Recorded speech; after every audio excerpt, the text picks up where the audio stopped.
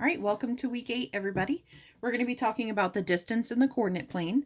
We're still going to be using the Pythagorean theorem. We're just going to apply it to graphs. So when we're in a graph, a coordinate plane, and we want to know the distance between 2 points or a line segment, so notice that they gave you 2 points here, I could figure out what the distance of this line is simply by using the Pythagorean theorem. So what I would do is, notice that if I drop this side down, I'm just going to make it a little bit darker, and I go across this way, I now have a right angle. This meets at 90 degrees, so I would have a right angle.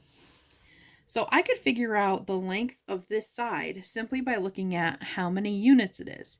So it's 1, 2, 3, 4, 5, 6 units from the bottom to the top. And it goes from 0 to 6, so that makes it pretty simple. Same thing here. 1, 2, 3, 4, 5, 6, 7, 8 units. 0 to 8, 8 units. So if I wanted to use the Pythagorean theorem to find the length, remember that Pythagorean theorem is a squared plus b squared equals c squared. And c is always the one that's across from the right angle. So this is c. So that means I have a and b.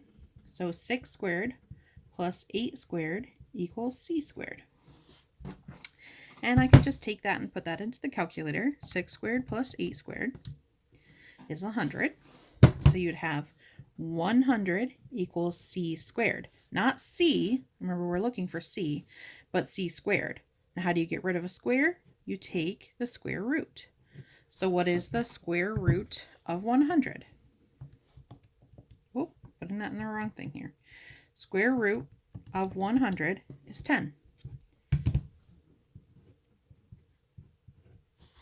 So the length of this side right here is 10. All right, so let's look at this next one. So consider the points 3, 2, and 9, 6. Plot the 2 points on the grid and connect with a line segment. All right, so 3, 2. Over right 3 up 2. This would be A. And then right 9 up 6. This is B. And I'm going to take my ruler and I'm going to connect those two like that. Okay. On the grid, you're going to draw a right triangle using AB as the hypotenuse. So what I could do is I could go up like this and then across, and that would form a right triangle. Or I could go down like this and across like this. Either way, it forms a right triangle. Okay. So if I wanted to find the distance between A and B, then I'd have to figure out first what are the lengths of these two sides. So 1, 2, 3, 4, 5, 6 units here, and 1, 2, 3, 4 units here. So C is across from the right angle.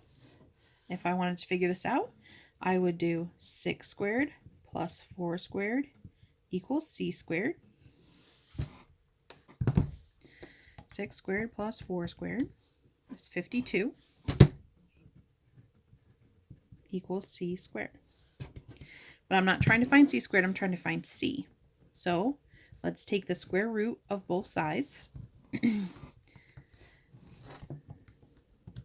Now the square root of 52 does not come out to be a nice whole number. It comes out to be this decimal. So you can do two things. You can leave this as the square root of 52, right? Because I've got c is the square root of 52. Or this is asking us to round to the nearest tenth.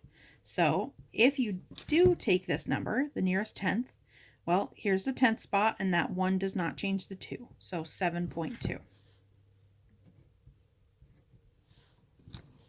And that's it. I'm done.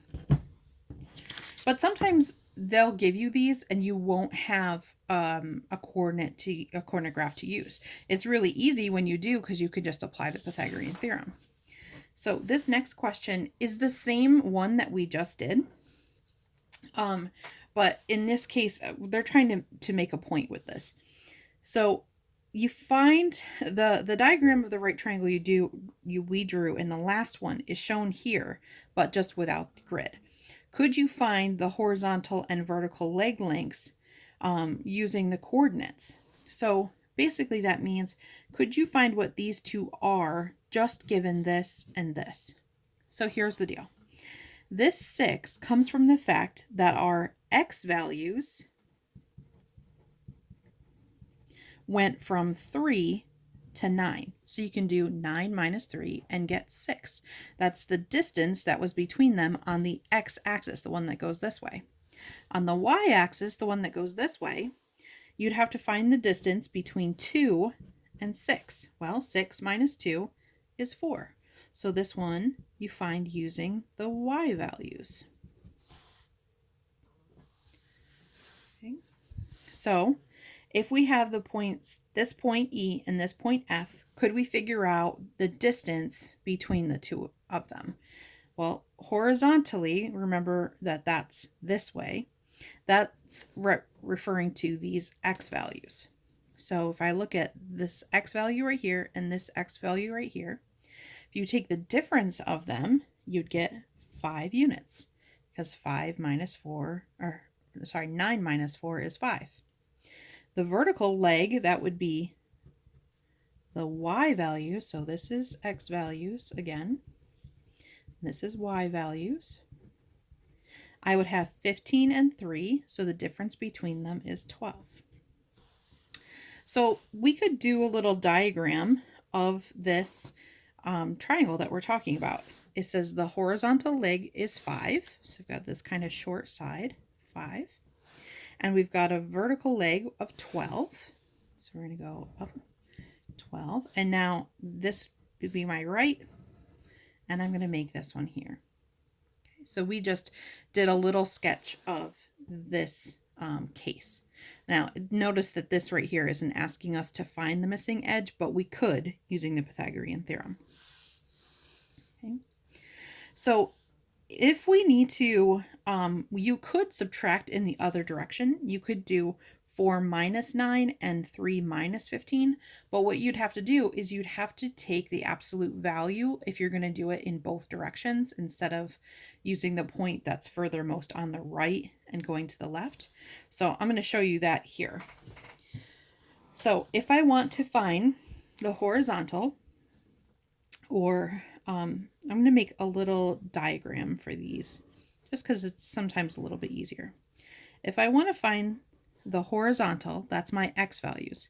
What I do is I take the absolute value of negative 2 minus 6. Well, negative 2 minus 6 is negative 8. And the absolute value of negative 8 is 8. So this side is 8 units. And on this one, I would take the absolute value of 10 minus negative 5. Well, minus a negative is like plus, so this is really like 10 plus 5, or 15. And the absolute value of 15 is just 15. So this side is 15. And now that I have that, I could use these numbers to find what C is. Well, C is equal to a squared plus b squared. So let's fill in what we have, because we have that a and b are 8 and 15. So 8 squared plus 15 squared is c squared.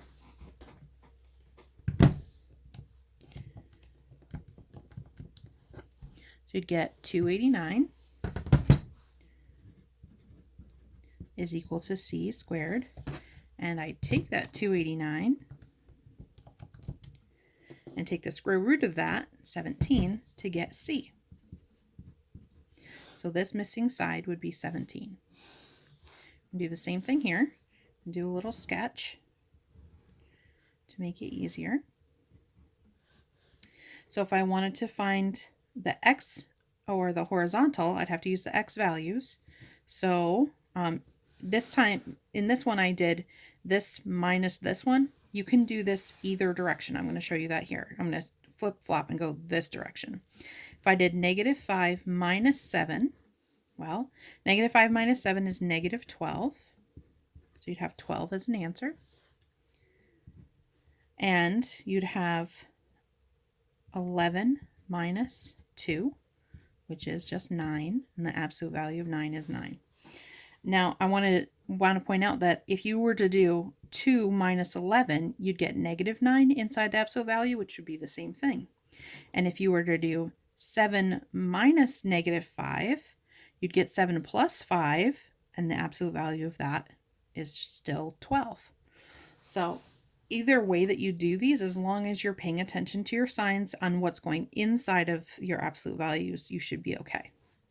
So now I just need to apply the Pythagorean theorem to find C. So we've got 9 squared plus 12 squared equals C squared. 9 squared plus 12 squared. So you get 225. And then you take the absolute value of 225 and you get 15. So that's it. That's all we're doing today, is just the coordinates. So this week, that's going to be our focus in the IXLs and on the quiz. Reach out, please, if you have any questions. Remember that we're meeting at 1 o'clock. Bye.